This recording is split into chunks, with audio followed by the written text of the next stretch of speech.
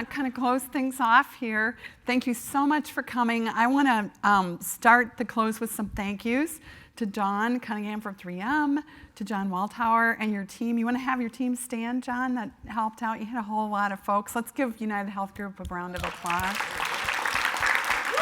Anybody brave enough to stand? I don't know. No. All right, well, they're all sitting side by side with you. They're too shy. And then, of course, David Poltrak in absentia, who is yet another sponsor. I want you all to give a round of applause to all the speakers. Did a phenomenal job, and all, especially the folks from Minneapolis that haven't maybe been so involved with the ARF in the past. It was really, really wonderful to hear these different perspectives and points of view. I want the ARF team to stand, most especially Chris Bacon first and foremost. Let's give him a round of applause. And the team.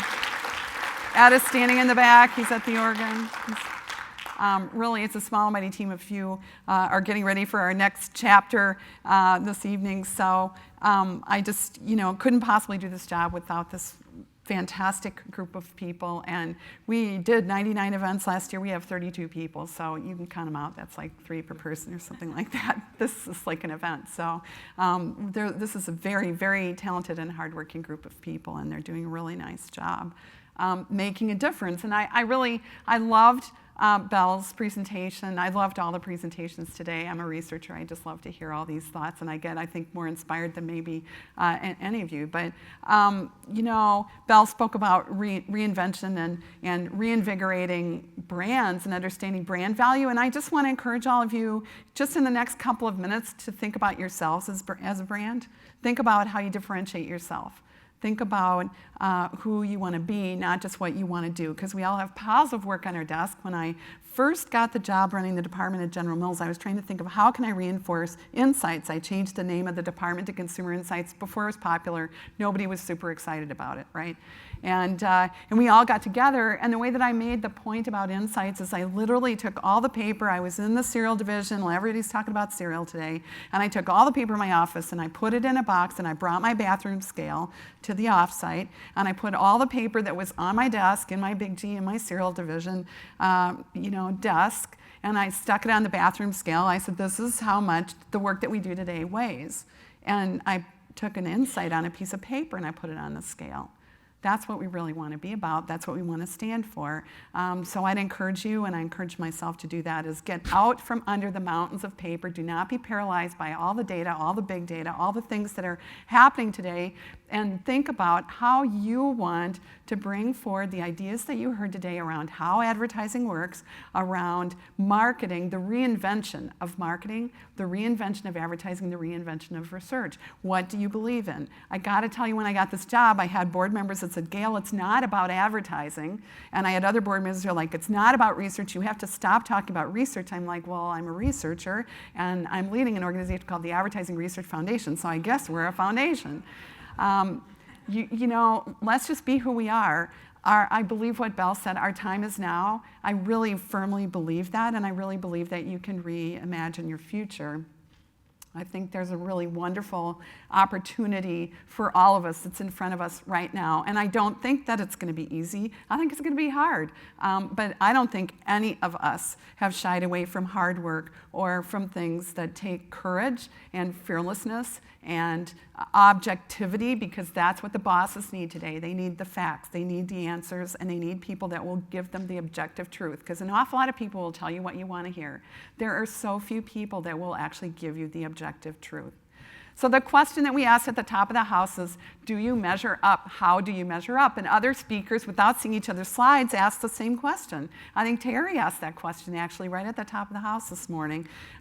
What are your absolute top priorities? What are your personal top priorities? What are the top priorities of your management? When's the last time you went to your boss or your boss's boss, or you did the elevator speech, which isn't the 19-story elevator? I'm the one guilty of that. It's like quickly asking, what is your top priority, and listening, and then like writing it down and going back, even though you recognize you aren't doing a thing to address it, and figure out, well, how could I change what I'm doing today to really try to help answer these questions? Bosses really, really, really need us today. Some of our bosses are losing their jobs. That's how I ended up with 19 of them in 21 years, right? Some of them moved up, some of them didn't. These things are happening today. And we know that the bosses are willing to invest, but they really need answers, not just investment solutions. They need some practical answers, some tidbits. And we offered some of those today. I think every single speaker, and what I like about the ARF events and about what we're doing is that you maybe didn't resonate to something I said, but I bet then you resonated to something Dave Morgan said, or something Howard Schimmel said, or something Mike Bloxam said. Check out his shoes if you have a chance. Something that John or Terry said this morning. We had so many great speakers, something in the research that we did. We have an amazing opportunity to actually close this gap, to close the measurement gap, to close the time gap, how long it takes us to do these analyses. The ARF has 60,000 documents in our Knowledge Center. You can go on Power Search and you can navigate them. We really want to help. We have resources that will help. We're creating a pro network of people that will help you navigate those, and then ultimately navigate the influence gap, because you have an opportunity to unlock billions of dollars in advertising investment. There's an opportunity now to go and say, we really need to invest more, and to represent the consumer at the decision table. You can really make a difference. I firmly believe that. I believe I can make a difference, or I wouldn't have come out of retirement to do this. I believe in the next generation. I believe it's our obligation as leaders to lift up the next generation and get them up on our shoulders and help them have the kind of careers that we have had the opportunity to have because people did that for us. I think we have to pay it forward. I think it's all about leadership, and there's just so much opportunity. It's what we believe at the ARF. We're fearless, we're objective, we're authoritative, we're actionable, and we're timely. That's what we want to stand for. That's what we want to offer all of you. We're a network. That's why we wanted to provide time for each of you to interact with each other. So the opportunity really in front of us is to reinvigorate, to collaborate, to invest, and to do. And it's a fun pleasure, actually, to close off today's conference with this quote from Winston Churchill, which I pulled a few months ago, because about 2.5 weeks ago, I was actually at Potsdam with my husband, which is outside of Berlin, and that's where the Potsdam meeting was held at the end of World War II. And this quote from Winston Churchill is from a speech he gave sometime after that. I don't know how many of you know, I learned more in history in 2 hours with the headset at Potsdam than I think I did. I would hate to tell my parents through a lot of education. It cost a lot more money than that. But opportunity is here now, clear and shining. This was a quote that he made in a speech so many years later, facing the Cold War at actually a college commencement in the US. But I don't know how many of you all know that Winston Churchill actually lost his job at the end of World War II. And so there were 2 conferences. He went to one and he was in his job, and the next one, he actually had been replaced in this election. Okay, so does anybody remember that? Does anybody remember that? All right, so we started today talking about people losing their jobs and about people not having as much money and cranky bosses and all the things that are going on, and how many conversations do we have out in the hallway about so-and-so's not in their job anymore, or we can tell we had a fun conversation in LinkedIn about how to know whether people are looking for jobs, or they're in their job, or they're happy in their job, and you can do that, I guess.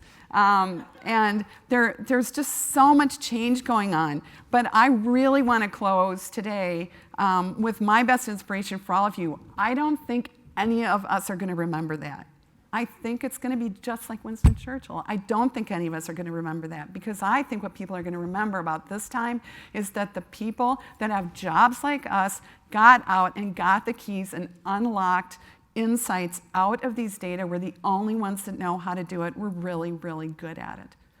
And people need us in business today. They need us to do that. They're desperate for us to do that. So every one of us gets to get up and march out of here and remember that nobody's going to remember the difficulties that we face. What they're going to remember is the difference that we can make. So I want everybody to jump up, run out, and make a difference, and know how much we all appreciate you.